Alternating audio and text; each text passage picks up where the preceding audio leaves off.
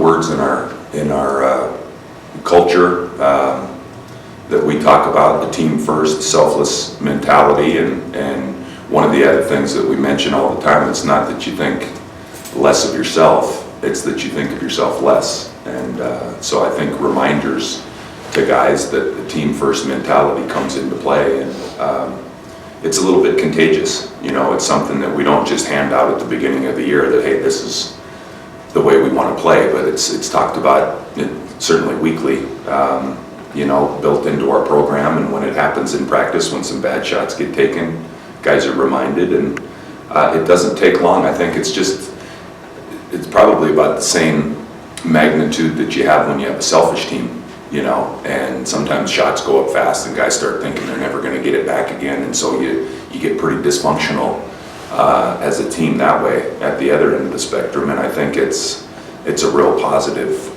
way to play when you know that you don't have to shoot this one, because there's a pretty good chance the ball can come back to me. So a lot of what we're talking about right now is predicated on our defense, and we're not spending a lot of time talking about our offense. And you know, I believe in karma and trying to play the game the right way, and I do believe that our defensive mentality is trickling into the offensive end and helping us to play the right way. Oftentimes we'll pass up a good shot and get a great shot, and you know, everybody's buying into it. It's for the most part, it's pretty darn fun to be a part of. It's like the opposite of selfish, and it's selflessness that we talk about in our program, and it being about the team, and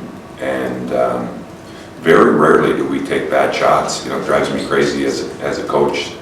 One of my pet peeves is to take 4 shots, and we don't take very many of them. We grade our shot value when the game's over 1 through 5, and everybody for the most part is grading in the 4s somewhere, where we're taking 4 and 5 value shots. And I think when it's a good shot, it means it's an open shot. Well, I think you took the majority of last week off, and received a lot of treatment, didn't practice until Friday.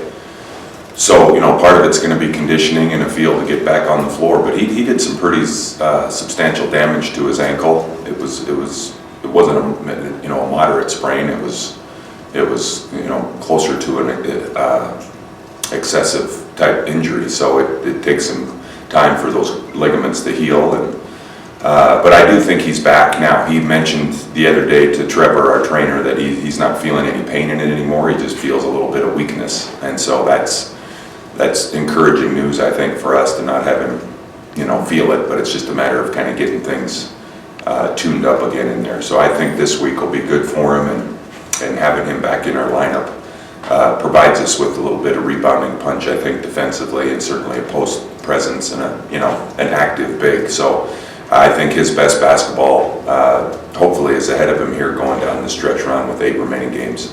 Those guys have played together for quite a while now moving forward. So it's a really solid basketball team. Johnny Dawkins done a great job, and they defend a number of different defenses and move the ball real well on offense, and don't rely on any one guy. And we're gonna have to be really solid against them. You watch college basketball right now, I'm not a big believer in an upset and a favorite. That kind of mentality, I think, is really dangerous. And it's about the next play, staying in the moment today. We've talked a lot about trying to figure out a way to get better in practice today and not get complacent. I've been really proud of our guys. And I've said this all season, if you came to watch a practice, you're not going to walk in the building and go, boy, this is a team that's accomplished something, because they're not playing that hard. It's real similar to what the year we won 6 games. You come in and we have a practice plan dialed in, and our guys are giving some effort and playing really hard and doing everything, so we don't really believe in a favorite or underdog. I think it's more of just, hey, we got to, and maybe the UCLA game was one of the games where we didn't really begin with an edge. And we didn't guard that well, and consequently our offense in that game was sluggish.